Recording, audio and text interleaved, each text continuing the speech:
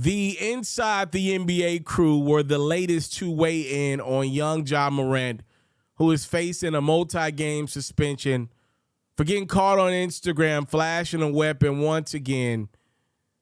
Right before the Eastern Conference Finals Game 1, I'll share with you a little bit of what Charles Barkley said about Ja Morant and more or less the people defending him.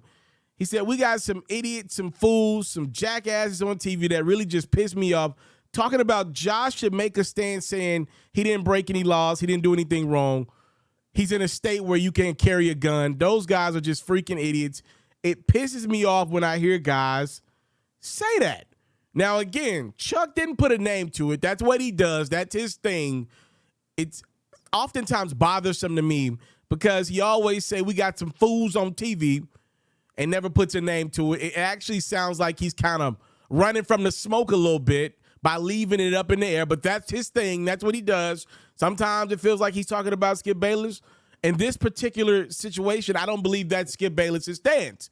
So a lot of people online are saying, yo, that's Chuck throwing some smoke in the direction of two guys who have been on TV in the last couple of days on a big network in ESPN, something that Chuck would have watched most likely. Those two gentlemen being JJ Redick and Draymond Green, who have kind of come to the defense of young Ja Morant. So let's read what JJ and Draymond have said about the entire Ja Morant situation over the last couple of days. Reddick said, as far as we know, all of these things have been investigated and no laws have been broken. I'm not condoning the behavior. I'm not saying there should be no punishment. There should be consequences. You are the face of the league. You are representing the NBA. You are a role model to young kids, all of that.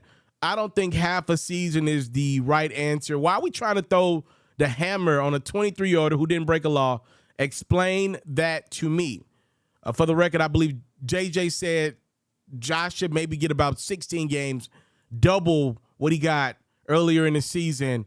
Draymond also said, I don't condone what Ja has done, but I will say is I saw a couple of people screaming, lock him up, lock him up. It's actually not illegal to have a gun a lot of places in America.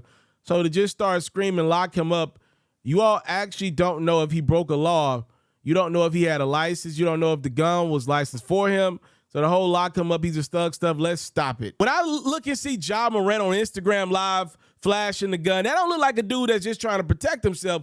Coming from where I come, that look like a dude that's on offense. If I seen that in traffic, I'm going to start clutching my darn self. So, like, let's call that what it was. Ja listening to young boy in traffic flashing the strap that his friend had on the IG Live, that looked like they were in motion. They look like they was on offense. Not to say that they would have did something. That don't look like a guy that's just holding a weapon as a protection. And Draymond know that. Draymond, come on, that Draymond. Don't do that. And to address the JJ Redick thing, because I am so sick of this with JJ, let me break something down with you guys. I am not the biggest fan of JJ Redick as a co-host on ESPN's First Take or in Get Up, either any show where he's just giving his perspective. Now, I want to be fair to JJ Redick, doing some color analyst work with ESPN during the playoffs. I thought he's actually been doing a pretty good job. I actually think JJ does a really good job with his podcast.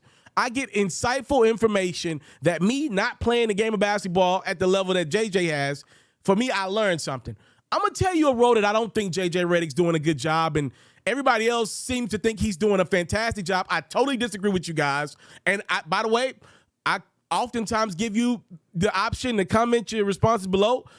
This video will be no different. You have the right to your own opinion. I'm just telling you, I don't care about it in this one. You're never changing my mind on this one. I am not a fan of JJ Redick on ESPN's opinionated program, and I'm going to tell you why.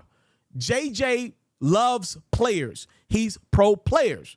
Let me break down what has happened over the years at ESPN, a place that I love, a place that I used to work at. Stephen A. Smith, I did breakfast with him one time, and this is what he told me. I wouldn't be here without Skip Bayless, and that's always stuck with me. The reason why that stuck with me was because Skip brought Stephen A. back to ESPN, and he brought him the First Take. Stephen A. catered his brand to be a direct opposite of Skip. And I will admit to you, a guy that loves Stephen A., has a lot of love for that brother. Showed me as an intern some love for the few months I was there. Stephen A. has struggled to find his way in the post-Skip Bayless era. I never saw this coming, by the way, but it is the reality of what has happened. He struggled to find his brand. And what Stephen A. has did, and I'm calling this how I see it, so y'all don't say I got any stake or any bias in the fight. What Stephen A. has become over the last few years is really anti-player. If you look at every time Stephen A. goes viral, his biggest clips, it's usually when a player, an athlete is getting in trouble. Just so happens to be a lot of basketball players because he covers basketball more than anything. That's where his background's at. Obviously, the NBA is dominated by African-American athletes. So what do we have? More times than not, when Stephen A. is on public display, when he goes viral oftentimes for his program, we've switched from when Skip was there, it was obviously a lot of LeBron catered content. He was obviously oftentimes in defense of LeBron James. You know, we were talking about Aaron Rodgers. Now we've gotten to the Dallas Cowboys, right? Was a Skip thing that him and Stephen A. used to go back and forth about. Now it's more or less Stephen A. talks Kyrie. Stephen A. talks Ben Simmons. Stephen A. talks James Harden. Stephen A. talks Kevin Durant. A lot of African-American athletes. And his brand looks away nowadays. He has struggled to find his way. I will give JJ Redick credit for this. He is an intelligent guy. You could tell he's just a smart dude. You could see why this dude was able to have a pretty long career in the NBA and why he was one of the greatest shooters I've ever laid eyes on coming out of Duke. He's one of the greatest shooters I've ever seen. I'm saying that to say JJ knew exactly what the assignment was. He went into First Take, shows like that, and completely became the opposite and literally picked on Stephen A.'s weaknesses. And that's on Stephen A. to figure out. He makes a lot of money at ESPN. He makes a lot of money to figure this out. I don't think he's done a great job at that. They worked the heck out of him, but I just don't think he's did a great job branding over the last few years. JJ went in there and has become the opposite. So if you think Stephen A. is too anti-player, I think JJ's also too pro-player. And it doesn't make for good television either way, to me. But oftentimes, JJ just picks away at a lot of Stephen A.'s argument, and fans are going to oftentimes side with the guy that's not being as mean, which means JJ gets the benefit of the doubt. I don't think JJ's good for debate television. Here's why. When I turn on my TV in the morning, I know that sports are relative. What does that mean? Obviously, LeBron James goes 5 for 26 in the game. Obviously, he's still better than me with one pinky. But if I go on television and say LeBron had a bad game, I'm not telling a lie. It's relative to his standard, relative to an NBA player's standard. He had a bad game. But when you got a guy like JJ who knows what he's doing, by the way, always turn it into, well, hold on now. Well, LeBron's great. Even though LeBron shot 6 for 28, he missed 3 shots in the fourth quarter. Even though all that stuff happened, he's still a great player that deserved the benefit of the doubt. That's not good television. It's relative. Be critical of the sport in relative terms. Obviously, JJ Redick couldn't wipe LeBron's shoes, and obviously I can't wipe JJ Redick's shoes. It's all relative.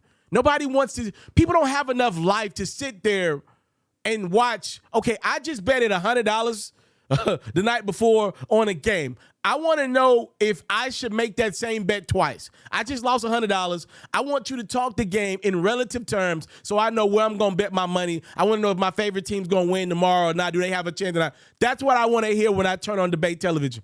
JJ's not good at that. He makes for awful debate television. That's been my stance. So I said all that to say, I'm in agreement with Chuck on this one. If he's responding and referring to JJ Redick, we don't know because he doesn't put a name to it. I think JJ's wrong for taking this stance with Ja. And I think this type of rhetoric, and I don't want to make this video too much about Ja. Everybody's been hard on Ja.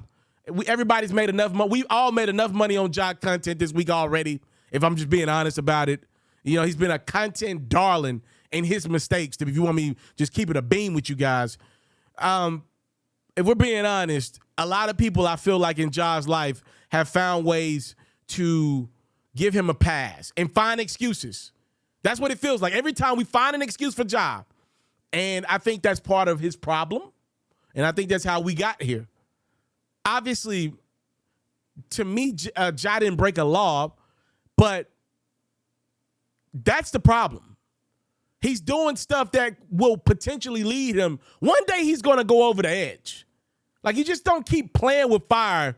You don't play with lighters and don't think that thing ain't going to set on fire one day. It is. And I actually think it's already sat on fire.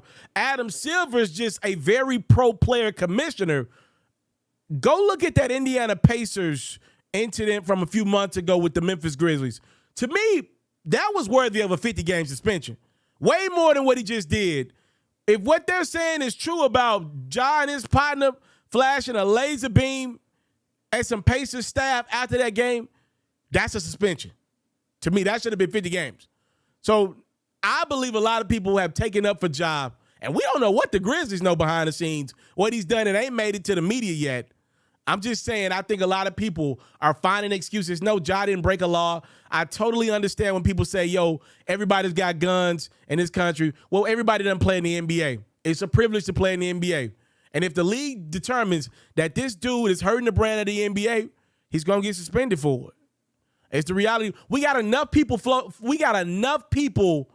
showing guns. We got enough teenagers and young bulls on Instagram flexing how many straps they got.